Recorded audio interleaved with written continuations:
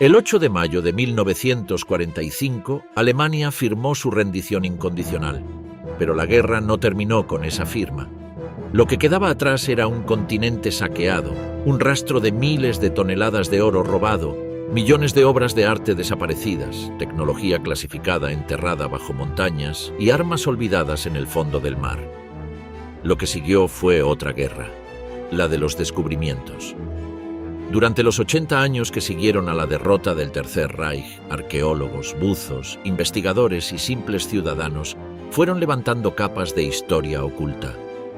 Cada hallazgo devolvió a la superficie una fracción de lo que el régimen nazi había acumulado, escondido o sumergido en su huida. Panzer enterrados en sótanos alemanes, colecciones de artefactos del Reich detrás de estanterías en Buenos Aires, el tesoro completo del Reichsbank a 800 metros bajo tierra en una mina de sal de Turingia. Los nazis no solo combatieron con armas, robaron sistemáticamente el patrimonio cultural de Europa, financiaron su maquinaria de guerra con el oro de los bancos centrales de los países que invadieron, y en los meses finales del conflicto dispersaron sus reservas por minas, lagos alpinos, barcos y submarinos. Algunos de esos tesoros aparecieron casi de inmediato, otros tardaron décadas, y una parte de ellos, según los archivos más recientes, aún no ha sido encontrada. Este es el relato de los descubrimientos más impactantes, más valiosos y más extraños que dejó el Tercer Reich en su derrumbe.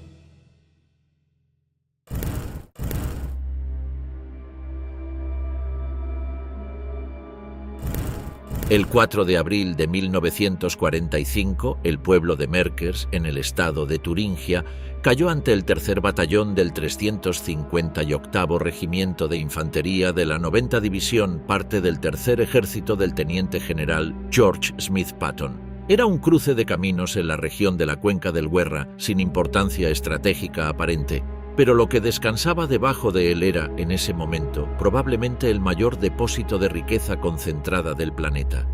Todo comenzó con una decisión tomada 2 meses antes en Berlín. El 3 de febrero de 1945, 937 bombarderos B-17 de la octava Fuerza Aérea estadounidense dejaron caer cerca de 2.300 toneladas de bombas sobre la capital del Reich. El edificio principal del Reichsbank, en el corazón financiero de la ciudad, fue alcanzado directamente en 21 ocasiones. Las paredes aguantaron, las cámaras acorazadas permanecieron intactas. Pero Walter Funk, presidente del Reichsbank y ministro de Economía del Reich, sabía que no resistirían otro ataque de igual magnitud y que el avance soviético desde el este era ya imparable. Funk tomó la decisión el 9 de febrero. Todo debía salir de Berlín. Las reservas completas del Reichsbank, oro, divisas, billetes, objetos de valor, serían trasladadas a un refugio subterráneo en el centro de Alemania. La elección fue la mina de potasio Kaiseroda, propiedad de la empresa Wintershall AG, en las inmediaciones de Merkers. La mina tenía 50 kilómetros de túneles excavados en la roca de sal, con 5 entradas separadas y una profundidad de trabajo de 800 metros. Su estructura, casi indestructible para la aviación de la época, la convertía en el mejor refugio disponible. El traslado requirió 13 vagones de tren. El convoy que partió el 9 de febrero cargaba 1.000 sacos con billetes de Reichsmarks, 250 toneladas de lingotes y monedas de oro, y una fracción de la colección de arte que el régimen había acumulado durante años de saqueo sistemático. En las semanas siguientes llegaron más envíos. Colecciones de 14 museos alemanes, divisas extranjeras de múltiples países y las maletas con joyas y otros objetos confiscados a las víctimas de los campos de exterminio. Durante los días 4 y 5 de abril, los agentes del Cuerpo de Contrainteligencia, CIC, de la 90 División comenzaron a escuchar rumores entre los desplazados civiles de la zona. Ninguno podía confirmar nada directamente. Entonces, el 6 de abril, 2 mujeres francesas que habían sido trabajadoras forzadas en la región fueron interceptadas en una carretera rural. Una de ellas estaba embarazada. Los policías militares les ofrecieron transporte de vuelta al pueblo. Al pasar frente a la mina Kaiseroda, una de las mujeres empezó a hablar. Dijo que había oro ahí adentro. Los alemanes lo habían llevado hacía pocas semanas. Ella lo sabía porque había trabajado descargando cajas. La información llegó ese mismo día al teniente coronel William A. Russell, oficial de Asuntos Civiles de la 90 División. Russell fue a la mina, interrogó a más desplazados en las cercanías y obtuvo confirmaciones adicionales. Al día siguiente, bajó personalmente. El ascensor de cable único tardó varios minutos en llevarle hasta los 640 metros de profundidad. Cuando las puertas se abrieron, Russell encontró la sala 8, cuya entrada original había sido reforzada con mampostería de ladrillo. Dentro, apilados hasta las rodillas en filas que llegaban hasta la pared del fondo, había miles de sacos sellados y numerados. Werner Bake, cajero del Departamento de Billetes Extranjeros del Reichsbank, se encontraba entre los funcionarios que habían viajado con el convoy. Cuando lo interrogaron, confirmó lo que Russell sospechaba. Lo que estaba detrás de esa puerta era la totalidad de las reservas de oro del Tercer Reich. El inventario completo de la Sala 8, registrado por el Schaef, cuartel general supremo de la Fuerza Expedicionaria Aliada, arrojó cifras que superaron todas las expectativas. 8.198 lingotes de oro de alto grado, 55 cajas adicionales de lingotes de oro embalados, cientos de bolsas con monedas de oro y plata, 1.300 bolsas con marcos de oro alemanes, libras esterlinas de oro y francos franceses de oro, 711 bolsas de piezas de $20 americanos en oro, 2.380 bolsas y 1.300 cajas de Reichsmarks en papel, 20 bolsas de plata y 40 bolsas de lingotes de plata. El valor total del oro se estimó en $250 millones de 1945, equivalentes a varios miles de millones en valores actuales. Era el 93,17% de las reservas totales de Alemania al final de la guerra. En otros túneles de la Kaiseroda, los soldados encontraron 400 toneladas de arte, pinturas de 14 museos alemanes, incluyendo obras del Kaiser Friedrich Museum de Berlín, libros de la colección Goethe de Weimar, grabados del Gabinete de Estampas de Berlín, manuscritos iluminados y tapices. Entre las pinturas recuperadas estaba En el jardín de invierno de Edouard Manet, y junto a toda esa riqueza, algo que ningún soldado esperaba ver: maletas y maletines llenos de anillos de boda, pendientes, relojes y piezas dentales de oro. El Reichsbank recibía periódicamente esas remesas de las SS. El exfuncionario Albert Toms lo declararía por escrito en 1948 ante los investigadores de Nuremberg. El banco había aceptado esos envíos desde los campos de exterminio como material procesable dentro de las reservas del Estado. El 12 de abril, los generales Dwight D. Eisenhower, Omar N. Bradley, George S. Patton y Manton S. Eddy descendieron en persona al interior de la mina. Era una visita de inspección de alto secreto, imposible de filtrar a la prensa por razones de seguridad. El ascensor de cable único que los transportó fue descrito posteriormente por Bradley en sus memorias como algo que ninguno de ellos olvidaría. Cuando salieron de la jaula y encendieron las linternas en la sala 8, el silencio duró varios segundos. Eisenhower ordenó fotografiar todo de inmediato. Patton, según el propio Bradley, dijo algo sobre el oro que el general Bradley decidió no publicar en toda su extensión. La urgencia de la extracción tenía una razón geopolítica concreta. Según los acuerdos de Yalta, firmados en febrero de ese año por Roosevelt, Churchill y Stalin, la región de Turingia quedaba asignada a la futura zona de ocupación soviética. Una vez que los ejércitos aliados se retiraran de la zona, el Ejército Rojo ocuparía la región. Todo lo que no hubiera sido extraído antes de esa transferencia quedaría bajo control soviético. El Schaef ordenó la evacuación inmediata. La operación requirió 32 camiones de 10 toneladas y 11.750 cajas. La extracción comenzó el 14 de abril y continuó durante varios días bajo guardia militar intensa. Un regimiento completo fue destacado para custodiar la mina mientras duró la operación. Todo fue transportado al edificio del Reichsbank en Frankfurt, que pasó a ser el depósito de restitución aliado para los bienes financieros del Reich. Las obras de arte siguieron un camino diferente. Pasaron a custodia del programa de monumentos, bellas artes y archivos, y los cuadros más importantes fueron enviados a Washington, donde la Galería Nacional los exhibió durante casi 2 años antes de su devolución al Museo de Berlín en 1950. El oro confiscado a las víctimas del Holocausto fue objeto de un proceso de restitución parcial que se extendió durante décadas, con fondos finalmente canalizados a través de organizaciones judías internacionales y tratados bilaterales entre Alemania y el Estado de Israel. Pero esa no fue la única reserva. El 6,83% del oro que Funk no había mandado a Merkers siguió otro destino: Baviera y los Alpes. El coronel Friedrich Joseph Rausch, jefe de la seguridad personal de Hitler, organizó en los días finales de abril un convoy hacia las montañas Karwendel. Durante el trayecto, al menos 2 funcionarios del Reichsbank sustrajeron parte de los fondos para uso personal. Emil Januszewski se quedó con 2 lingotes de oro. Otro funcionario retuvo 5 cajas de contenido no declarado. ¿Cuántos casos similares ocurrieron sin que nadie lo registrara? Es imposible de calcular. El resto del convoy fue escondido en las estribaciones del monte Steinriegel. Rauch, acorralado por los americanos de la Fuerza T, la unidad aliada especializada en rastrear activos nazis, negoció su propio rendimiento a cambio de revelar la ubicación. El oro fue recuperado.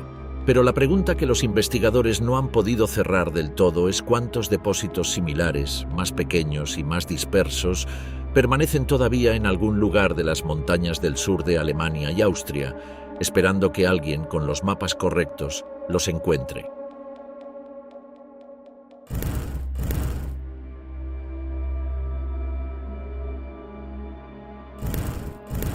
Adolf Hitler tenía un sueño que nunca pudo construir. Lo había concebido antes de la guerra, en las décadas en que él mismo se consideraba un artista frustrado. Un museo en su ciudad natal de Linz, Austria, que sería el más grande del mundo, el Führermuseum, un edificio monumental diseñado por Albert Speer que incluiría, además de salas de exposición, una ópera, un hotel y una biblioteca. La colección que lo llenaría fue encargada a un equipo de historiadores de arte y expertos en pintura que comenzaron a adquirir y después a confiscar obras de todo el continente.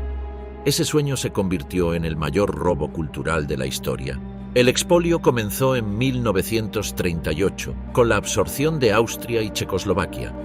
Las obras fluyeron desde los museos de los países ocupados, desde iglesias y monasterios, desde galerías privadas adquiridas a precios irrisorios o directamente expropiadas a sus dueños judíos. En los primeros años, Hitler almacenó parte de la colección en sus residencias y en museos alemanes.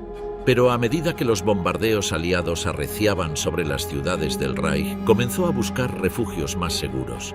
La mina de sal de Altaussee, a unos 70 kilómetros al sureste de Salzburgo, en el corazón de los Alpes austríacos, ofrecía condiciones casi perfectas. Sus 137 túneles de roca salina mantenían una temperatura constante de 8 grados centígrados y una humedad relativa de apenas un 40%. A profundidades de hasta 800 metros bajo la superficie, ningún bombardero podía alcanzarla. Emmerich Puschmüller, director de la mina, recibió en el otoño de 1943 la orden de preparar espacio. Necesitaría mucho. Entre agosto de 1943 y los primeros meses de 1945, los nazis trasladaron a Altaussee las obras acumuladas bajo el código Sonderauftrag Linz, la Comisión Especial de Linz. La colección de Hitler para el Führermuseum viajó en más de 1000 cajas transportadas en 13 camiones desde distintos puntos de Europa. A ellas se sumaron las obras de museos austriacos, iglesias y colecciones privadas, y después, a partir de febrero de 1944, aproximadamente 4.700 obras robadas del resto del continente ocupado. Al final, la mina de Altaussee albergaba 6.577 pinturas, 230 dibujos y acuarelas, 954 grabados, 137 esculturas y 129 piezas de armas y armaduras históricas. Además, muebles, tapices, monedas, libros y docenas de cajas con contenido no identificado. Entre todo ello estaba la Madonna de Brujas de Miguel Ángel, la estatua de mármol robada de la iglesia de Nuestra Señora de Brujas en 1944. La adoración del Cordero Místico, el retablo de los hermanos Jan y Hubert van Eyck, sustraído de la Catedral de San Bavón en Gante, pinturas de Rembrandt, Vermeer, Rubens, Bruegel y Leonardo da Vinci, las joyas de la familia Rothschild y piezas de arte italiano trasladadas desde Montecassino para la colección personal de Hermann Göring. En la primavera de 1945, con el Tercer Reich desmoronándose, Hitler emitió el llamado Decreto Nerón. Toda infraestructura que pudiera ser útil al enemigo debía ser destruida. August Eigruber, Gauleiter de Alta Austria y gobernador regional, decidió que el decreto se aplicaba también a las obras de arte de Altausee. El 15 de abril, sin consultar a nadie, ordenó introducir en la mina 8 cajas de madera procedentes de los bombardeos aliados sobre Linz. Cada caja contenía media tonelada de explosivos. Para ocultar su contenido, las marcó con una etiqueta: precaución, mármol, no golpear. Los mineros de Altausee lo descubrieron. No era difícil. Las cajas eran enormes y pesadas, y los hombres que llevaban años trabajando en esos túneles conocían el olor de las maderas nuevas y el peso de los explosivos. La mayor parte de ellos no pensaba en las obras de arte, pensaba en la mina, en el sustento de sus familias durante generaciones, en los túneles que sus abuelos habían excavado, en el único trabajo que muchos de ellos conocían. Destruir la mina sería destruir la comarca. Emmerich Pochmüller intentó convencer a Eigruber. Fracasó. El plan alternativo lo diseñaron 2 hombres de perfil radicalmente distinto. Hermann König, cuyo hijo era desertor de la Wehrmacht y estaba oculto en la resistencia, y Alois Raudaschel, afiliado al partido nazi. La política se dejó de lado. Raudaschel decidió que la única persona capaz de frenar a Eigruber era Ernst Kaltenbrunner, jefe de la Gestapo y segundo en la jerarquía de las SS, que se había refugiado en la región al final de la guerra. Contactarlo implicaba un riesgo enorme, pero Kaltenbrunner, sorprendentemente, accedió. En la madrugada del 3 al 4 de mayo de 1945, una docena de mineros sacó los 8 artefactos explosivos de la mina. Los soldados de la Wehrmacht que custodiaban las entradas, agotados y desorientados, entregaron sus armas sin resistencia y huyeron. Cuando el comando enviado por Eigruber llegó para detonar los explosivos, encontró las entradas principales dinamitadas y bloqueadas por los propios mineros. Eigruber ordenó detener a Kaltenbrunner. La confrontación entre los 2 hombres fue tensa, con gritos y amenazas, pero los soldados que debían ejecutar la orden prefirieron desertar ante la llegada inminente de los aliados. El 8 de mayo de 1945, una unidad de infantería estadounidense ocupó Altausee. El mayor Robert Posey y el cabo Lincoln Kirstein, ambos pertenecientes al programa de monumentos, bellas artes y archivos de los Estados Unidos, los llamados Monuments Men, habían llegado días antes, alertados por informantes. El 9 de julio, el conservador de arte George Stout supervisó personalmente el inicio de la extracción. Camiones militares comenzaron a transportar las cajas hacia los puntos de colección aliados en Múnich. La operación tomó semanas. En total, se retiraron de la mina de Altausee obras que hoy resultan imposibles de valorar económicamente. El proceso de restitución comenzó en 1945 y no ha concluido. Algunos cuadros regresaron a sus dueños en pocos años, otros tardaron décadas. Una parte todavía hoy es objeto de disputas legales o permanece sin identificar en depósitos de museos europeos. Los descendientes de Alois Raudaschel, el hombre cuya audacia salvó el tesoro, no supieron durante décadas lo que él había hecho.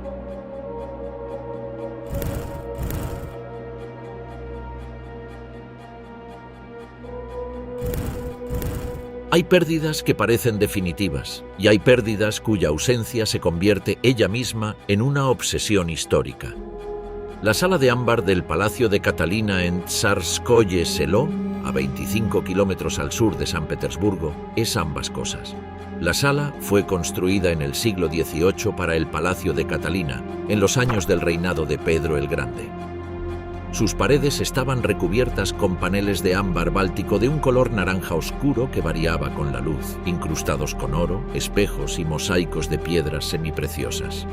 La sala medía aproximadamente 55 metros cuadrados.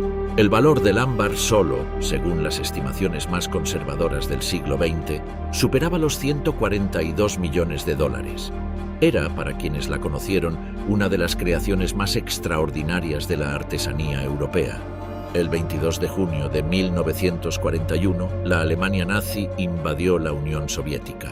Los trabajadores de los museos de Leningrado respondieron con una rapidez notable. En cuestión de días, comenzaron a empaquetar, esconder y evacuar a Siberia millones de objetos de las galerías de arte y los palacios imperiales. Pero la sala de ámbar presentaba un problema único. Sus paneles, frágiles y adheridos directamente a las paredes, no podían ser desmontados sin riesgo de destrucción irreversible. Los conservadores tomaron la decisión de cubrirlos con guata y papel. Esperaban que los alemanes no supieran lo que estaba detrás. Los alemanes lo sabían perfectamente. Las tropas nazis tomaron Tsarskoye Selo en septiembre de 1941. Llevaban instrucciones específicas. En cuestión de días, los especialistas de las SS desmantelaron los paneles de ámbar con una eficiencia que sorprendió incluso a los soviéticos que lo presenciaron. 36 cajas embaladas y listas para el transporte.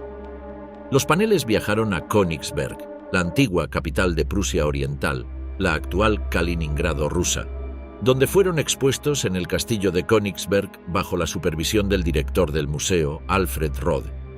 Allí la sala estuvo durante 3 años.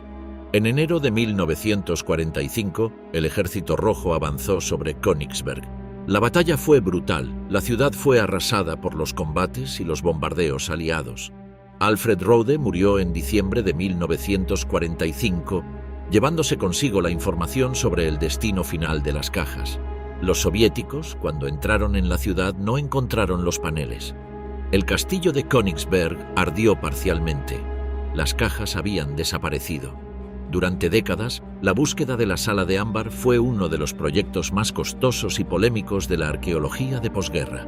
La hipótesis más aceptada por los historiadores, entre ellos los del Instituto Estatal Ruso de Historia del Arte, es que los paneles se destruyeron en el incendio del castillo o en los combates finales por la ciudad.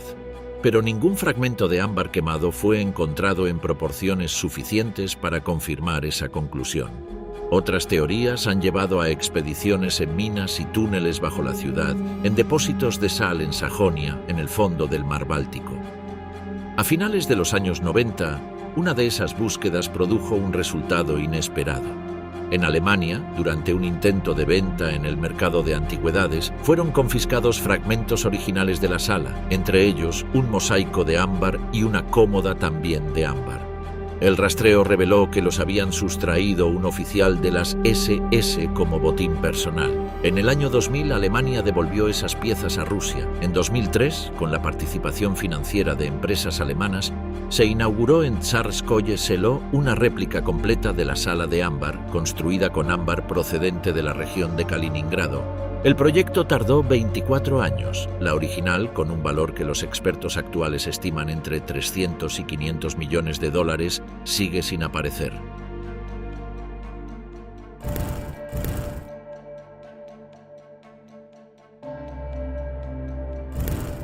La Galería Tretiakov de Moscú era, y sigue siendo, el mayor museo de arte ruso del mundo.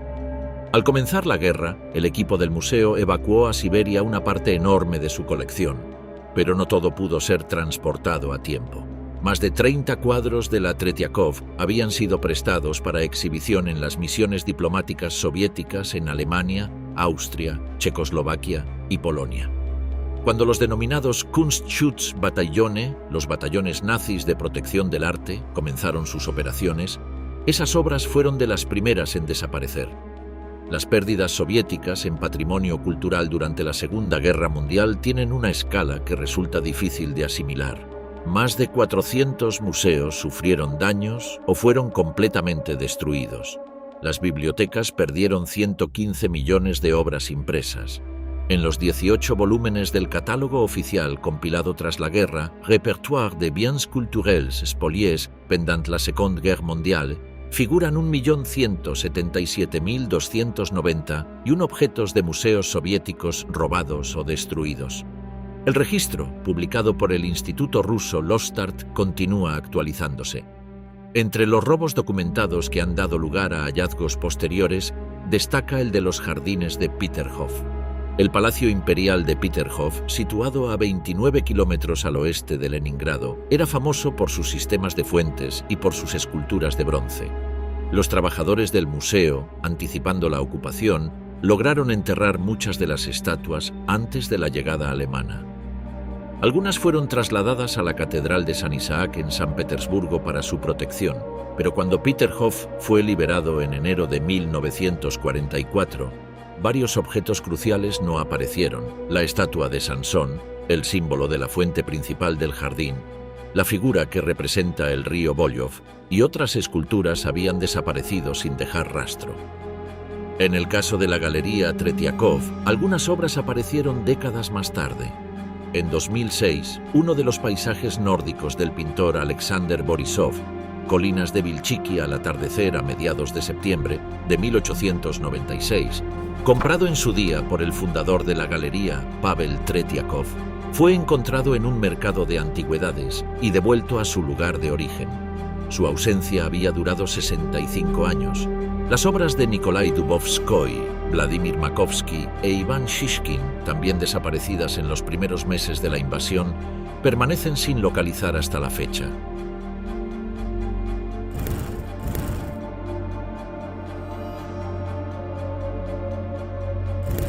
El 8 de junio de 2017, en el barrio residencial de Bekar, a 21 kilómetros al norte de Buenos Aires, agentes de Interpol y de la Policía Federal Argentina ejecutaron una orden de allanamiento sobre una propiedad de la Avenida Centenario. La operación original tenía otro objetivo. Formaba parte de una investigación sobre tráfico de objetos culturales chinos incluidos en la lista roja de la UNESCO, específicamente campanas de bronce de la dinastía Tang, que la División de Protección del Patrimonio Cultural de la Policía Federal llevaba rastreando bajo el nombre clave Operación Oriente Cercano.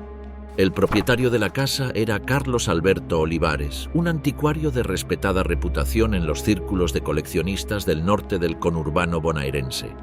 Conocido y bien relacionado entre los compradores de objetos históricos, no levantaba sospechas. Los agentes que entraron al inmueble recorrieron las habitaciones sin encontrar inicialmente nada extraordinario. Entonces llegaron a una estantería blanca sin libros. Uno de los agentes la empujó. Había una puerta detrás. La sala que encontraron al cruzarla estaba cuidadosamente organizada. Estantes de madera, vitrinas de cristal, objetos ordenados con la meticulosidad de un coleccionista sistemático. Lo que contenían dejó a los agentes sin palabras. El comisario inspector de Interpol Argentina, Marcelo Daniel El Jaibe, lo expresó de forma directa ante los medios. Era el mayor lote de artefactos del Tercer Reich jamás incautado en la historia argentina. En total, 83 piezas, de las cuales 72 eran únicas. Los peritajes posteriores confirmaron que la mayoría eran originales. La lista era extraordinaria en su variedad. Bustos de Adolf Hitler en varios tamaños, de bronce y de cerámica. Una estatua del águila imperial sobre pedestal de mármol, con la esvástica grabada en la base, identificada con el sello de la cuchillería Karl Eichhorn, empresa fundada en Solingen en 1865 que había producido acero para las SS durante toda la guerra. Un reloj de arena con la cruz gamada tallada en el marco. Una tabla Ouija impresa en alemán. Cuchillos ceremoniales de diferentes rangos, medallas y condecoraciones militares con sus estuches originales, estandartes parcialmente conservados, prismáticos de campaña, una armónica, una caja de tabaco con incrustaciones, fotografías y negativos de época, y varios juguetes, armonías infantiles, juegos de mesa, figuras de adoctrinamiento, diseñados para las juventudes hitlerianas que la ministra de Seguridad, Patricia Bullrich, describió públicamente como artículos para adoctrinar a los niños. El instrumental médico fue lo que más perturbó a los investigadores. Dentro de elegantes estuches de cuero oscuro perfectamente conservados, se encontraron varios dispositivos de medición antropométrica. El más inquietante, un compás de medición de cráneos grabado con la esvástica, idéntico al tipo utilizado en los programas de clasificación racial del régimen. Jonathan Karzenbaum, director del Museo del Holocausto de Buenos Aires, que participó en la identificación de las piezas, declaró: "El que más me impactó fue el objeto de medición racial de cráneo. Ese instrumento pertenecía a un sistema pseudocientífico cuya aplicación más extrema fue ejecutada por unidades de la ANNERVE, el Instituto de Investigación de las SS, y por médicos del campo como Josef Mengele, que usaba mediciones craneales y análisis físicos comparativos en sus experimentos en Auschwitz. También había lupas, varias en sus estuches originales. Una de ellas vino acompañada de algo inesperado, un negativo fotográfico. Cuando fue revelado, mostró a Adolf Hitler sosteniendo una lupa idéntica. El diario alemán Bild publicó el 21 de junio de 2017, en su portada principal, el titular: "El tesoro de plata de Hitler encontrado".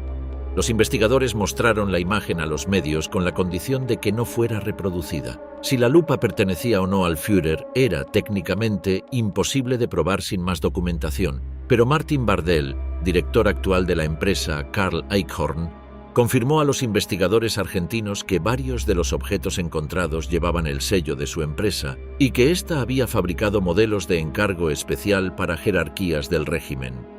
Cuando llegaba un deseo de un cliente, se trataba de satisfacerlo. Junto a las reliquias nazis, los agentes encontraron en la misma sala 38 momias de animales egipcias y huesos de gliptodonte, un mamífero prehistórico sudamericano, lo que sugería que Olivares reunía objetos de múltiples procedencias. La mezcla de piezas del Tercer Reich con antigüedades de otras culturas y eras hizo que los investigadores evaluaran dos hipótesis: que la colección hubiera sido formada a lo largo de décadas por el propio Olivares a través del mercado negro internacional, o que hubiera sido comprada en bloque a través de intermediarios con vínculos en las redes de la comunidad alemana en Argentina. La hipótesis dominante entre los investigadores y los miembros de la comunidad judía argentina apuntaba a lo segundo. Argentina, bajo el régimen del general Juan Domingo Perón, había mantenido durante la guerra una postura de simpatía hacia el Eje y había facilitado después la llegada de criminales de guerra europeos con documentación falsa gestionada, en algunos casos con la colaboración de agentes del Odessa y de ciertos sectores de la Iglesia Católica que emitían documentos de identidad a través de la Cruz Roja. Josef Mengele, el médico de Auschwitz, vivió en Buenos Aires durante los años 50 bajo el nombre falso de Helmut Gregor antes de huir a Paraguay en 1959. Adolf Eichmann, arquitecto de la logística del Holocausto, fue secuestrado por agentes del Mossad en Buenos Aires en mayo de 1960 y ejecutado en Israel en junio de 1962 tras ser condenado a muerte. Había vivido durante años en el barrio de San Fernando, bajo el nombre Ricardo Clement, trabajando en la planta de Mercedes-Benz en González Catán. El hecho de que dos de los criminales de guerra más buscados del mundo hubieran vivido sin ser detectados en la capital argentina durante más de una década hacía plausible que colecciones personales de alto rango llegaran también al país. La Policía Federal no logró que Olivares confesara la procedencia de los objetos. El comisario El Jaibe señaló que el anticuario probablemente evite confesar de dónde obtuvo esta colección. Fue imputado por posesión de objetos de origen ilegal, pero permaneció en libertad bajo investigación judicial a cargo de la jueza federal Sandra Arroyo Salgado. Los cargos en Argentina por posesión de material nazi son complejos. La ley antidiscriminatoria prohíbe la exhibición pública de ese tipo de material si incita al odio, pero la tenencia privada no siempre resulta directamente sancionable. En octubre de 2019, el Museo del Holocausto de Buenos Aires recibió la custodia formal de la colección.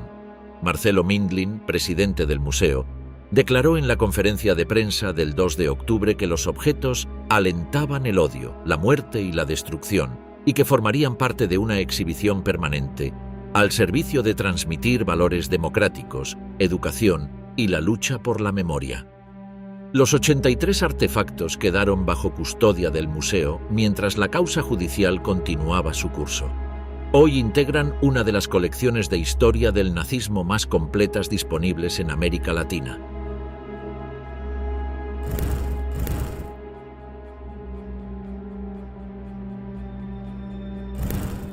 En el otoño de 2000, un equipo de investigadores del Museo de Tecnología de Schleswig-Holstein, en Kiel, Alemania, comenzó una expedición de búsqueda en las aguas del mar Báltico. Buscaban restos de maquinaria y equipamiento militar hundido en los últimos días de la guerra. Entre sus equipos estaban sonar de barrido lateral y cámaras de profundidad. Lo que no esperaban encontrar era una máquina Enigma. La máquina Enigma era el dispositivo de cifrado más sofisticado de su época. El modelo naval M4, adoptado por la Kriegsmarine en 1942, generaba un número de combinaciones de clave tan elevado que los expertos aliados tardaron años en encontrar el método para descifrarla. La labor de los matemáticos de Bletchley Park, en particular el trabajo de Alan Turing y Gordon Welchman, junto con la captura de máquinas y manuales en operaciones de riesgo extremo, fue determinante para el curso de la guerra. En los días finales del conflicto, cuando quedaba claro que Alemania no podría resistir, las tripulaciones de la Kriegsmarine recibieron órdenes de destruir o hundir todo el material criptográfico. Miles de máquinas y documentos fueron lanzados al mar, enterrados o quemados. Los servicios de inteligencia aliados sabían que muchas Enigma habían sido destruidas así y que recuperarlas sería casi imposible. La máquina hallada en el fondo del Báltico en 2000 estaba en condiciones notables. La roñosa costra de algas y sedimentos la había protegido de la oxidación en los meses siguientes a su hundimiento. Tras un proceso de restauración meticuloso, los conservadores confirmaron que se trataba de un modelo M3 de 3 rotores, funcional en sus mecanismos básicos. Era, en ese momento, una de las aproximadamente 50 máquinas Enigma completas aún conocidas en el mundo. Hoy se conserva en el Museo de Tecnología de Kiel. En 2013, buzos voluntarios de la organización medioambiental NABU encontraron otra máquina Enigma en el mar Báltico, cerca de la isla de Fehmarn, durante una operación de limpieza de redes de pesca abandonadas. La máquina estaba enredada en una red a 25 metros de profundidad. Los análisis posteriores confirmaron su autenticidad y su origen naval. Fue esta precisamente la circunstancia más probable de su hundimiento. La tripulación de algún buque o submarino que la lanzó por la borda para que no cayera en manos aliadas en los últimos días de abril o primeros de mayo de 1945. El caso del submarino U-534 es quizá más dramático. El 5 de mayo de 1945, 3 días antes de la capitulación alemana, el U-534, un submarino tipo 9C-40, fue atacado por un avión Liberator británico del Escuadrón 86 de la RAF en el Kattegat, al norte de Dinamarca. El submarino se hundió a 68 metros de profundidad. 52 de sus 52 tripulantes sobrevivieron, 3 murieron. El U-534 permaneció en el fondo del mar durante 48 años. En 1993, el empresario danés Carsten Rye financió la operación de recuperación. Con una embarcación de salvamento y equipos de buceo, el submarino fue elevado desde el fondo del Kattegat y transportado a tierra firme. Lo que hallaron en su interior fue una mezcla de lo cotidiano y lo histórico, pertenencias personales de la tripulación, documentos operativos clasificados, equipo técnico del periodo final de la guerra y, según fuentes de los investigadores que participaron en la extracción, indicios de armamento experimental. El U-534 se exhibe hoy, seccionado para su inspección, en el Museo del Submarino de Birkenhead, en el noroeste de Inglaterra. Otro hallazgo submarino de distinto orden ocurrió en 1944 frente a la costa de la isla de Vis, en Croacia, cuando un bombardero americano B-17G del Grupo 97 de bombardeo fue derribado por artillería antiaérea alemana.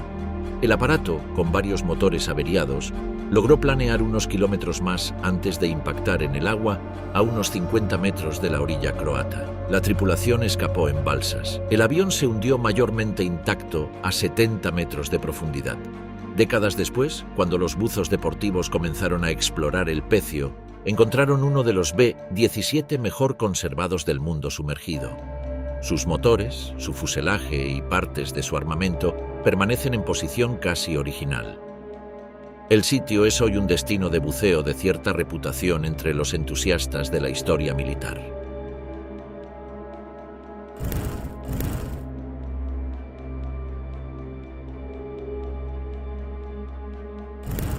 El 16 de febrero de 1941, a las 22:00 horas, el carguero de vapor británico SS Gair-Soppa navegaba solo por el Atlántico Norte, a 300 millas al suroeste de la costa de Galway, Irlanda. Era un buque de casco de acero de 125 metros de eslora, construido en 1919, propiedad de la British India Steam Navigation Company Limited de Londres. Había partido de Calcuta en diciembre de 1940 con un cargamento compuesto de lingotes de plata, arrabio y té. Completó el Cabo de Buena Esperanza, hizo escala en el puerto de Freetown en Sierra Leona y se unió allí a un convoy aliado rumbo a Gran Bretaña bajo las órdenes del capitán Gerald Highland. El convoy navegó en formación durante días, pero al entrar en las aguas más peligrosas del Atlántico Norte, el Gair Sopa quedó rezagado. Una tormenta y problemas de combustible lo separaron del grupo principal. Continuó solo. Un avión de reconocimiento alemán Focke-Wulf FW U-200 Cóndor lo localizó en la tarde del 16. La señal fue transmitida al submarino U-101, al mando del Kapitänleutnant Ernst Mengersen, que operaba en esa franja del Atlántico. El torpedo alcanzó el casco del Gair Sopa esa misma noche. El barco se hundió en minutos. De los 85 tripulantes, solo 6 lograron llegar a un bote salvavidas bajo el mando del segundo oficial R.H. Ayres. Derivaron durante 13 días en el Atlántico Norte, en pleno invierno, con temperaturas bajo cero y mar agitada. 5 murieron durante esa travesía. Solo Ayres llegó a la costa irlandesa. Fue el único superviviente de la tripulación. El Gair Sopa descendió hasta reposar a 4.700 metros de profundidad. Con él cayeron sus lingotes de plata. Según los documentos de seguro de la época, 7 millones de onzas Troy en total, incluyendo más de 3 millones de onzas de plata privada asegurada por el gobierno del Reino Unido con un valor declarado de 600.000 libras esterlinas en 1941. El gobierno británico pagó esa suma como indemnización a los propietarios del cargamento y el barco pasó a ser formalmente propiedad de la corona. Durante casi 70 años el Gair Sopa yació en el fondo del Atlántico Norte, en aguas internacionales a 480 kilómetros de las costas irlandesas. En 2010, el Departamento de Transporte del Gobierno del Reino Unido convocó una licitación pública para el salvamento del cargamento. La empresa ganadora fue Odyssey Marine Exploration, con sede en Tampa, Florida, ya conocida por sus operaciones de arqueología y recuperación en aguas profundas. Los términos del contrato establecían que Odyssey retendría el 80% del valor neto recuperado. El Reino Unido obtendría el 20% restante. En septiembre de 2011, los vehículos de operación remota, ROV de Odyssey, rastrearon el fondo del Atlántico en la zona documentada de hundimiento. Lo que encontraron confirmó de inmediato la identificación. El casco del Gair Sopa yacía en el fondo esencialmente intacto, con las escotillas y la superestructura aún reconocibles. A esa profundidad, las corrientes son mínimas. La temperatura del agua ronda los 2 grados centígrados y la presión es de aproximadamente 470 atmósferas. Esas condiciones habían preservado el metal con notable eficacia. Las operaciones de extracción comenzaron en mayo de 2012, a bordo del buque Seabed Worker, de 88 metros. Los ROV realizaron cortes de precisión en determinadas zonas del casco para acceder a los compartimentos de carga sin comprometer la integridad del pecio. El trabajo fue definido por el director ejecutivo de Odyssey, Greg Stem, como una extirpación quirúrgica de los metales preciosos de las zonas seguras del barco. El 23 de julio de 2012, la empresa anunció la primera fase de recuperación, 1.203 lingotes de plata, 48 toneladas en total, equivalentes a 1,4 millones de onzas Troy. Los lingotes fueron transportados hasta instalaciones seguras en el Reino Unido. Los números de serie grabados en cada barra correspondían exactamente a la documentación de seguros de 1941. En 2013 se ejecutó la segunda campaña. Esta vez los ROV extrajeron 1.574 lingotes adicionales, 61 toneladas más, incluyendo áreas de la bodega que en la primera operación habían resultado inaccesibles por las corrientes locales.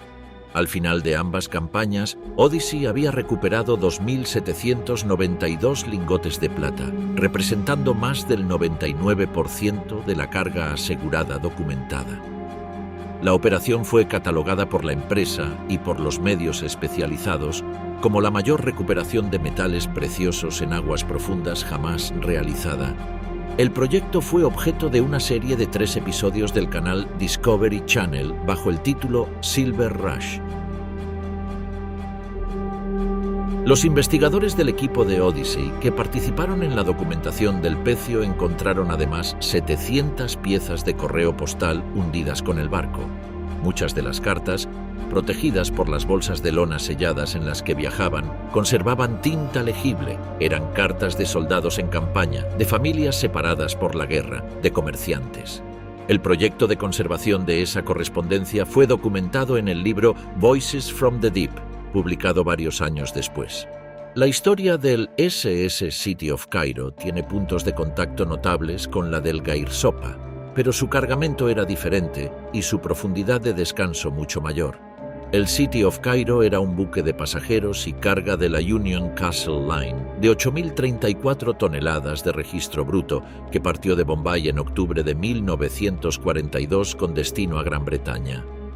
En sus bodegas transportaba un cargamento secreto, aproximadamente 100 toneladas de monedas de rupia india de plata, enviadas por el gobierno de la India británica para financiar el esfuerzo de guerra aliado. El valor del cargamento a precios de 1942 se estimó en varios millones de libras esterlinas. El 6 de noviembre de 1942, el submarino alemán U-68, al mando del corvettenkapitän Karl Friedrich Merten, torpedeó el City of Cairo en el Atlántico Sur, a unas 2.600 kilómetros de Isla Ascensión. El ataque causó la muerte de 104 de los 302 pasajeros y tripulantes. Los supervivientes fueron distribuidos en varios botes salvavidas que durante semanas derivaron por el Atlántico. Solo uno de ellos fue rescatado.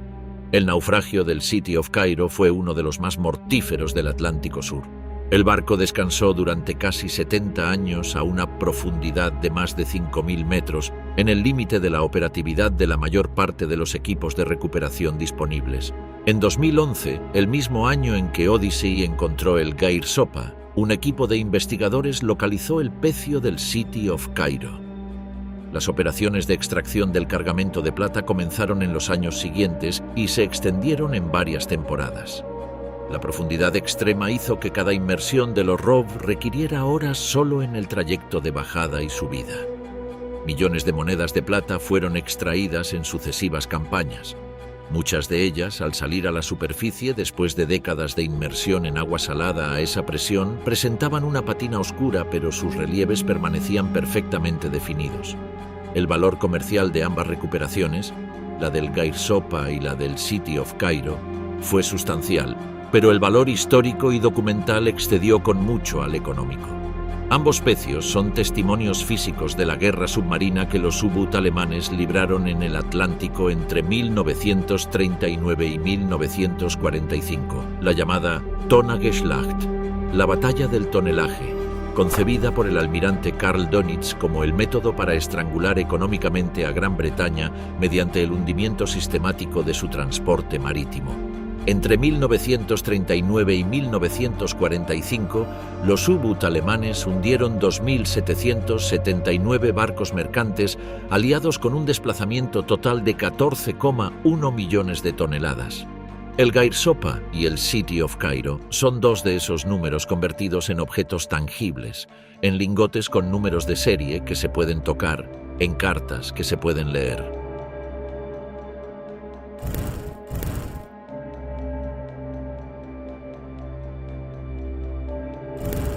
No todos los descubrimientos posbélicos son pinturas ni metales preciosos. Algunos son directamente peligrosos. En 2014, en Heikendorf, cerca de Kiel, Alemania, la policía respondió a una denuncia sobre una propiedad con objetos sospechosos. El propietario, un coleccionista de 78 años identificado solo por sus iniciales como WH, era conocido en la comunidad como un excéntrico aficionado a los artefactos históricos.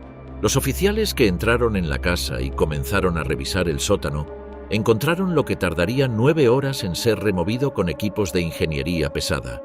Un Panzer V Panther de la Segunda Guerra Mundial completamente intacto, con su blindaje de 80 milímetros y sus 45 toneladas de acero. Junto a él, un cañón antiaéreo Flak 88, un torpedo naval, armas automáticas y varios miles de cartuchos de munición. El Panther era uno de los carros de combate más temidos de la guerra. Introducido en 1943 en el frente del este tras la batalla de Kursk, Había sido diseñado como respuesta al T-34 soviético. Poseer uno era técnicamente ilegal en Alemania en virtud de la Ley de Control de Armas de Guerra. La Fiscalía local presentó cargos contra el propietario. El tanque fue trasladado a un museo y el arsenal, incluyendo el torpedo y los proyectiles, requirió la evacuación preventiva de los vecinos del área durante la jornada de extracción. En 2017, durante una reforma del techo de una casa en la localidad de Oberndorf am Neckar, en el estado de Baden-Württemberg, el propietario descubrió objetos metálicos escondidos en el interior de los muros. El análisis de los expertos confirmó que se trataba de 3 fusiles STG-44, Sturmgewehr 44, el primer fusil de asalto de la historia, desarrollado por la empresa CG Heinel, bajo la dirección técnica de Hugo Schmeisser, y adoptado por la Wehrmacht en 1944. Los STG-44 habían estado ocultos en esos muros durante más de 70 años. El arma, que influyó directamente en el diseño del AK-47 y del M16, fue durante décadas objeto de búsqueda por coleccionistas y museos. Los 3 ejemplares encontrados en Oberndorf presentaban un estado de conservación notable. En Polonia, país que fue uno de los escenarios más devastados de toda la guerra, los hallazgos de arsenales nazis son una constante. En 2019, en un antiguo fuerte militar en las proximidades de Poznań, trabajadores que realizaban tareas de mantenimiento abrieron una sección sellada en 1945. En su interior encontraron una caja de madera con 18 pistolas Walter P-38 en su embalaje original, con grasa de conservación aún presente en los mecanismos. La mina de Bieliczka, la famosa ciudad de sal declarada Patrimonio de la Humanidad, tiene zonas aún no completamente exploradas donde se sospecha que los alemanes almacenaron equipamiento al retirarse. La tradición de hallar material de la Segunda Guerra Mundial en Polonia no es solo una cuestión de búsqueda arqueológica organizada.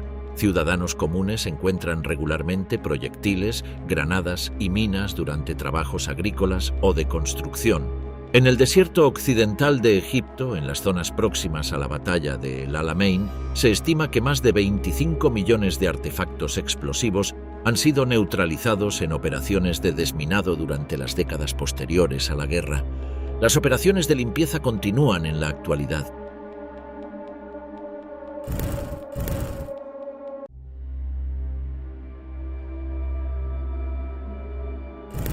La noche del 9 al 10 de agosto de 1944, un automóvil oficial con matrícula del Estado Mayor cruzó el puente del Rin en Estrasburgo. El pasajero era el SS Obergruppenführer Scheidt, que ostentaba también el título civil de doctor y dirigía la empresa industrial Hermadorf y Schemburg Company. Su destino era el Hotel Maison Rouge, en el corazón de la ciudad alsaciana. Allí, en una sala reservada, esperaban algunos de los hombres más poderosos de la economía alemana, representantes de Volkswagen, Krupp, Messerschmitt, Röchling y de la química IG Farben, entre otros. Scheidt presidía la reunión en nombre del Reichsleiter Martin Bormann, que no estaba físicamente presente pero que había enviado instrucciones precisas. Los pasos que se darán como resultado de esta reunión determinarán el futuro de Alemania después de la guerra. El discurso de Scheidt fue directo. La guerra no podía ganarse militarmente. El Reich debía planificar su continuidad económica. Las empresas alemanas debían comenzar inmediatamente a transferir activos, capitales, patentes, propiedad intelectual, tecnología, hacia países neutrales y hacia América del Sur, de manera que cuando cayera el régimen, la infraestructura económica de Alemania sobreviviera intacta bajo estructuras corporativas que los aliados no pudieran confiscar directamente. El doctor Bose, que tomó el acta de la reunión, escribió: «Después de la derrota de Alemania, el partido nazi reconoce que ciertos de sus dirigentes más conocidos serán condenados como criminales de guerra. Sin embargo, en cooperación con los industriales, está organizando la colocación de sus miembros más importantes, pero menos conspicuos en diversas fábricas alemanas como expertos técnicos o miembros de sus oficinas de investigación y diseño». El informe de esa reunión llegó al OSS, la Oficina de Servicios Estratégicos estadounidense, predecesora de la CIA, a través de un agente doble en Estrasburgo. Fue catalogado, archivado y parcialmente desclasificado en las décadas siguientes. El investigador Jim Keith, en su análisis de los archivos del OSS publicados en los años 90, citó el resumen interno de la agencia de 1945.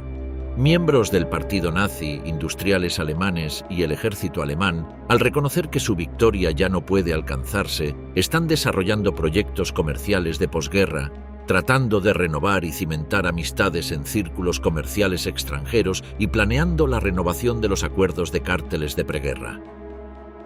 Bormann ejecutó el plan con la meticulosidad que lo caracterizaba.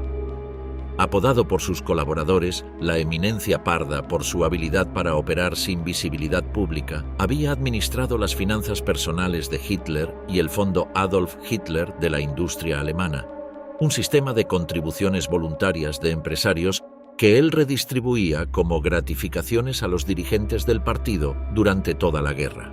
Tenía contactos en todos los niveles del sistema financiero europeo, acceso a las redes bancarias suizas y relaciones directas con las filiales internacionales de los mayores conglomerados industriales alemanes. La operación estableció 750 empresas pantalla en Portugal, España, Suecia, Suiza, Turquía y Argentina. El mecanismo era sencillo pero efectivo. Las acciones de esas empresas se emitían como títulos al portador, sin registro de identidad. Quien poseyera físicamente los títulos mayoritarios controlaba la empresa.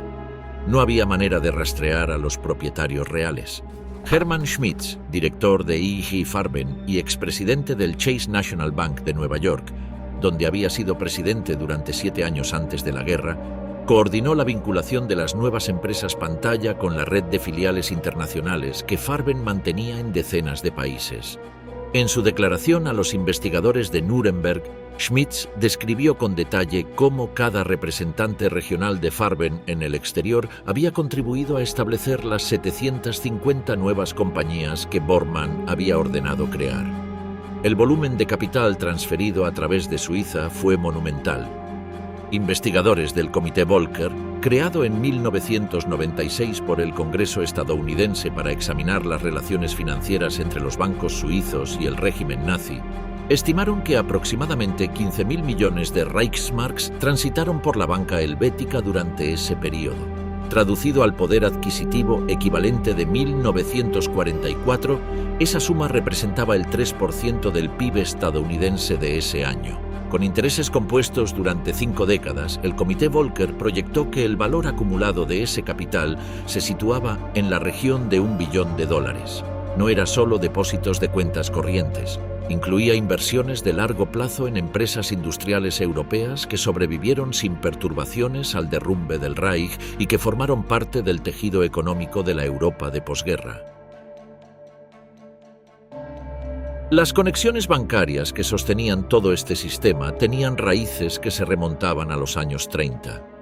En 1936, la familia Rockefeller y el banco J. Henry Schroeder de Nueva York habían constituido conjuntamente Schroeder, Rockefeller & Company, entidad que proporcionó apoyo económico al eje Roma-Berlín durante los años previos a la guerra.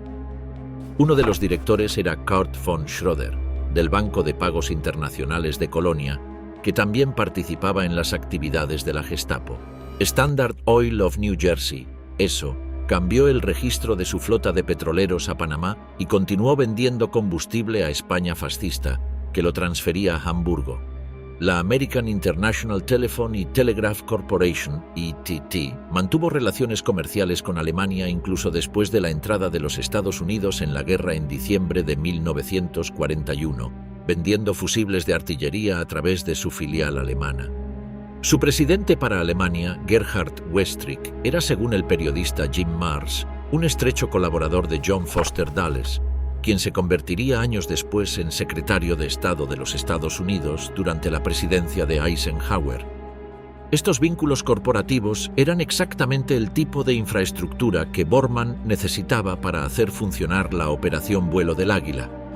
El capital nazi que salía de Europa no llegaba al vacío. Encontraba estructuras empresariales ya operativas, redes bancarias con décadas de historia y personas en posiciones de influencia que tenían razones propias para facilitar la transacción.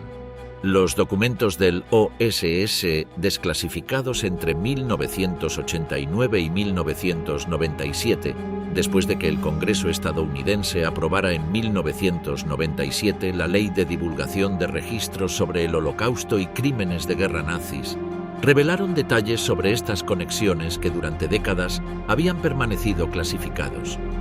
La ruta física del capital tomaba formas diversas. Oro en lingotes y monedas viajaba en maletas diplomáticas y en compartimentos ocultos de vehículos oficiales hacia Suiza, España y Portugal.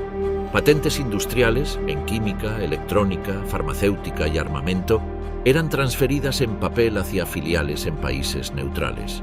Técnicos especializados recibían documentación falsa o de refugiados y comenzaban a cruzar las fronteras hacia España y de allí hacia América del Sur, principalmente Argentina y Brasil. Martin Bormann, según el periodista Paul Manning en su libro Bormann, Nazi in Exile, publicado en 1982 y basado parcialmente en fuentes del FBI, coordinó este flujo desde su propio escondite en las semanas finales de la guerra a través de un sistema de correos que viajaban a Suecia, desde donde información codificada era transmitida por radio de alta frecuencia a puntos de recepción en Suiza, España y Argentina. El destino final de Bormann fue, como se ha señalado, la muerte en los primeros días de mayo de 1945, confirmada por análisis de ADN en 1998.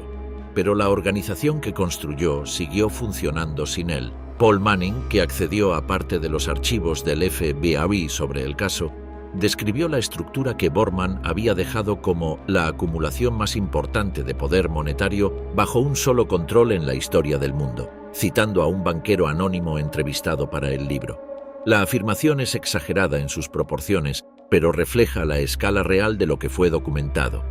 La ruta de escape de criminales de guerra, las llamadas Ratlins, era el complemento humano de este sistema financiero. La organización Odessa, Organisation der ehemaligen SS-Angehörigen, organización de antiguos miembros de las SS, facilitaba documentos de identidad falsos y pasajes seguros para oficiales de las SS y dirigentes del régimen que necesitaban salir de Europa.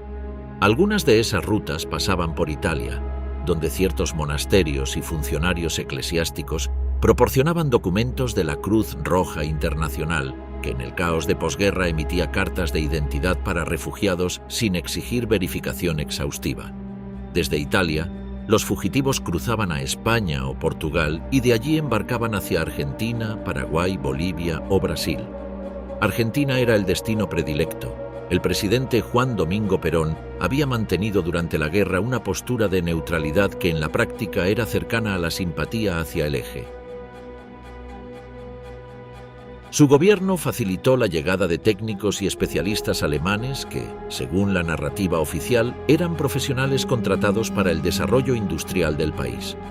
En realidad, muchos de ellos eran personas con pasados que no podían revelar. La comunidad alemana en Argentina, con decenas de miles de miembros en ciudades como Buenos Aires, Córdoba, Bariloche y Villa General Belgrano, proporcionaba un entorno social donde era posible vivir sin llamar la atención durante décadas. La pregunta que permanece abierta no es si el dinero nazi escapó de Europa, eso está documentado. La pregunta es cuánto de ese capital sigue operando hoy, décadas después, dentro de estructuras corporativas internacionales cuyos títulos al portador nunca registraron el nombre de sus propietarios originales. Los archivos desclasificados responden una parte de la historia. La otra parte, según el Comité Volcker y los investigadores que trabajaron con sus conclusiones, puede que nunca sea completamente reconstruida.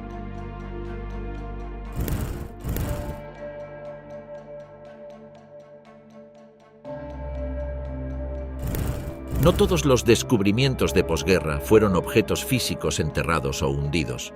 El más lucrativo de todos fue invisible. Estaba en los archivos, en los laboratorios y en las mentes de los científicos del Tercer Reich.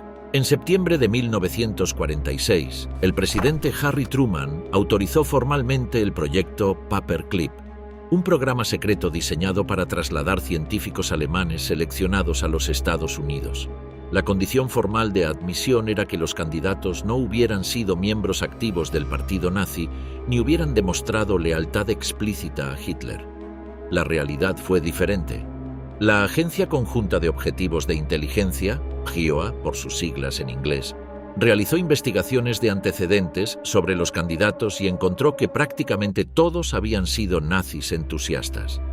La decisión adoptada, registrada en documentos clasificados desclasificados parcialmente entre 1989 y 1997, fue que enviarlos de regreso a Alemania probablemente resultaría en que sus conocimientos fueran aprovechados por la Unión Soviética, lo que representaría una amenaza mayor para la seguridad estadounidense que cualquier simpatía nazi que pudieran albergar. Se ordenó que los expedientes de los candidatos fueran depurados de referencias nazis. Para 1955, más de 760 científicos alemanes habían obtenido la ciudadanía estadounidense bajo el proyecto Paperclip, sin conocimiento del presidente Truman. El más conocido de ellos era el Sturmbannführer de las EES Werner Magnus Maximilian von Braun, de 33 años cuando llegó a los Estados Unidos. Había sido director técnico del Centro de Investigación de Cohetes de Peenemünde, el complejo situado en la costa del Báltico, donde se desarrolló el misil A4, conocido operacionalmente como Quintue II. El Quintue II era un cohete de combustible líquido capaz de alcanzar altitudes de 88 kilómetros y velocidades superiores a los 5.700 kilómetros por hora, con un alcance operacional de aproximadamente 320 kilómetros. Entre septiembre de 1944 y marzo de 1945, más de 3.170 V2 fueron lanzados contra objetivos aliados, principalmente Londres y Amberes. En los Estados Unidos, von Braun trabajó primero para el ejército en el desarrollo de misiles balísticos. Después fundó la agencia que se convertiría en NASA. En 1969, el cohete Saturno V, que llevó al hombre a la Luna, fue producto directo de su trabajo. Es quizás el caso más claro de la historia en el que los descubrimientos de posguerra tuvieron consecuencias que transformaron civilizaciones enteras. Los soviéticos realizaron su propia versión del Paperclip, denominada Operación Oso Aviakim. En octubre de 1946, la inteligencia soviética trasladó de forma compulsiva a la Unión Soviética a más de 2.500 especialistas alemanes junto con sus familias y equipamiento en una operación llevada a cabo en una sola noche. Entre ellos había ingenieros aeronáuticos, expertos en combustibles y especialistas en física nuclear. Helmut Grottrup, uno de los asistentes más cercanos de von Braun en Peenemünde, terminó trabajando para el programa soviético de misiles que más tarde daría origen a los cohetes Soyuz. En los archivos que los aliados capturaron en los laboratorios alemanes, encontraron también los planos del motor a reacción BMW-003 del ME-262, el primer avión de caza a reacción operativo de la historia, del HE-162, y de docenas de prototipos más. En los talleres de Nordhausen, en Turingia, las tropas estadounidenses encontraron instalaciones subterráneas donde prisioneros de los campos de concentración, principalmente del campo de Mittelbau-Dora, habían sido obligados a fabricar los V2 en condiciones de trabajo que provocaron la muerte de aproximadamente 20.000 personas. La fábrica subterránea, excavada en la montaña Konstein, tenía 2 túneles principales de 1,8 kilómetros de largo y 43 túneles transversales. Contenía la cadena de montaje más sofisticada que el ejército americano había visto hasta ese momento.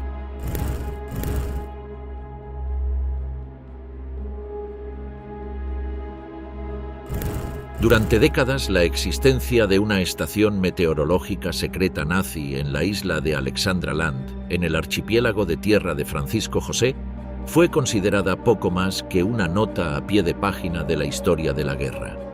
La isla, parte del archipiélago ruso en el Ártico, se encuentra a aproximadamente 900 kilómetros del Polo Norte.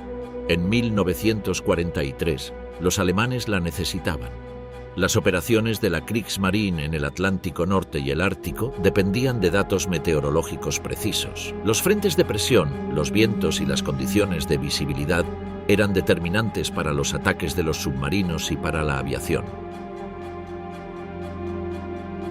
Las estaciones meteorológicas convencionales en Europa estaban bajo control aliado y el espionaje meteorológico se convirtió en uno de los menos conocidos pero más vitales conflictos secundarios de la guerra. En agosto de 1943, el submarino alemán U-255 transportó a la isla de Alexandra Land al equipo de la estación Schatzgräber, buscador de tesoros. 10 hombres al mando de Wilhelm Degge, meteorólogo y oficial de las SS. El equipo desembarcó con equipamiento técnico, armas, provisiones para varios meses y todo lo necesario para establecer una instalación permanente. Durante meses transmitieron datos meteorológicos codificados que llegaban directamente a los centros de planificación de operaciones navales y aéreas en Noruega y Alemania. En agosto de 1944, el equipo fue evacuado. La estación quedó sellada. En 2016, una expedición científica rusa llegó a la isla de Alexandra Land y descubrió los restos de la estación Schatzgräber. El permafrost ártico había preservado los materiales con una fidelidad extraordinaria. Los investigadores encontraron aproximadamente 500 artefactos, municiones, instrumentos de medición, equipos de radio, utensilios de cocina, botellas de aceite y conservas, documentos y pertenencias personales de la tripulación. Las temperaturas extremas de la región, que llegan a los menos 25 grados centígrados incluso en verano, habían impedido que los materiales orgánicos se descompusieran completamente. Era una cápsula del tiempo del conflicto más destructor de la historia, intacta a 900 kilómetros del Polo Norte.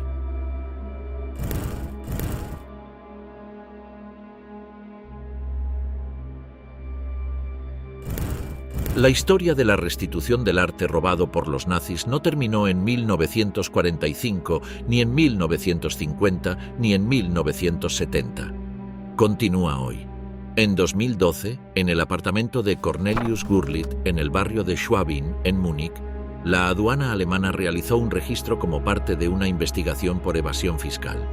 En el piso de un hombre de 80 años que vivía en el más absoluto aislamiento, los agentes encontraron 1.280 obras de arte apiladas en las paredes, algunas deterioradas por las condiciones de almacenamiento.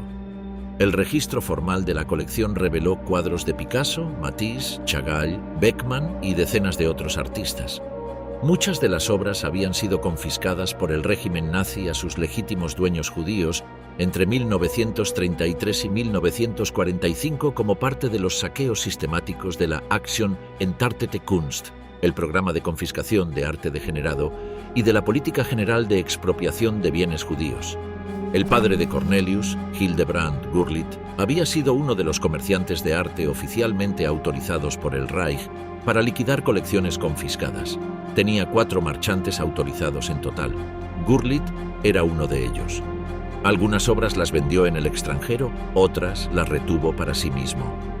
La colección pasó a su hijo al terminar la guerra, y este vivió durante décadas de la venta discreta de piezas en el mercado internacional.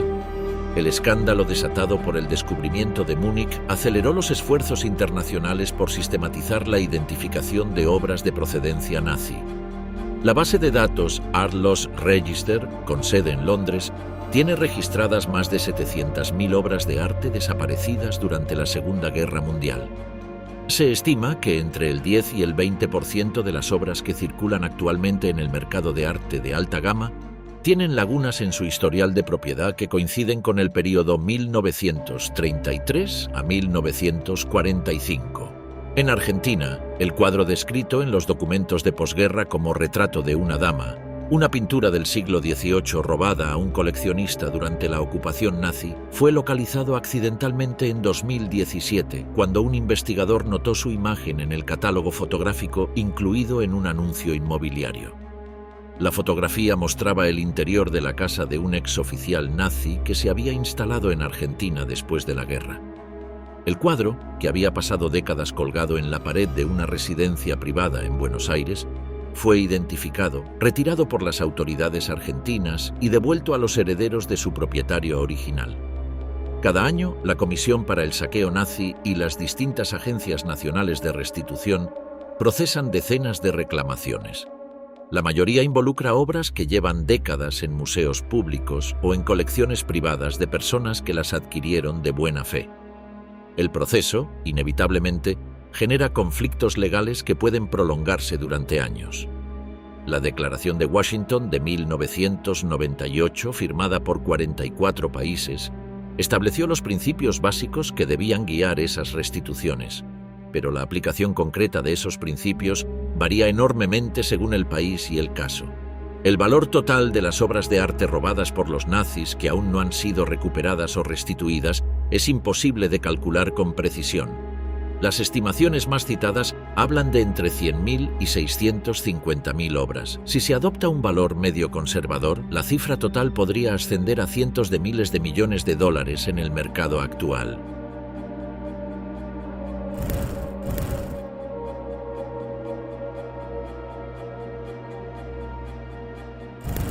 Debajo de las aguas del Rin, a la altura de Koblenz, en 2011, obreros que trabajaban en el lecho del río durante una temporada de sequía que dejó el río parcialmente seco, descubrieron una bomba aérea británica de 1.800 kilogramos. No habían podido hacerla detonar de forma controlada in situ. Fue necesario evacuar 45.000 personas del área circundante de la ciudad antes de poder proceder a su neutralización. Era el recordatorio más tangible de que la guerra no ha desaparecido del todo, simplemente espera. Cada año, las autoridades alemanas neutralizan entre 2.000 y 5.000 artefactos explosivos sin detonar heredados de la Segunda Guerra Mundial. En Polonia, Bélgica, Francia, los Países Bajos y los países bálticos, las cifras son equivalentes o mayores. El suelo europeo sigue siendo, en un sentido literal, el archivo más grande de la historia del conflicto. Las malas hierbas del bosque de Ardenas, en Bélgica, crecen entre los restos de 500 vehículos americanos abandonados en 1945, porque transportarlos de vuelta al otro lado del océano era más costoso que dejarlos allí. Las corrientes del Pacífico han oxidado los cascos de las lanchas de desembarco que se hundieron frente a Saipán y Guadalcanal. En el lago Kise, en Noruega, buzos han encontrado armamento alemán que las tropas lanzaron al agua durante la retirada de 1945. En los túneles de la isla de Alderney, en el Canal de la Mancha, parte del sistema de búnkers construido con trabajo forzado sigue sin ser completamente explorado. Los archivos, además, continúan abriéndose. En 1997, el Congreso de los Estados Unidos aprobó la Ley de Divulgación de Registros sobre el Holocausto y Crímenes de Guerra nazis, que obligó a la desclasificación progresiva de millones de documentos del OSS, el Departamento de Estado y otras agencias. Muchos de esos documentos revelan conexiones entre el capital nazi, los bancos suizos, las corporaciones industriales y los servicios de inteligencia de posguerra que aún no han sido completamente investigadas.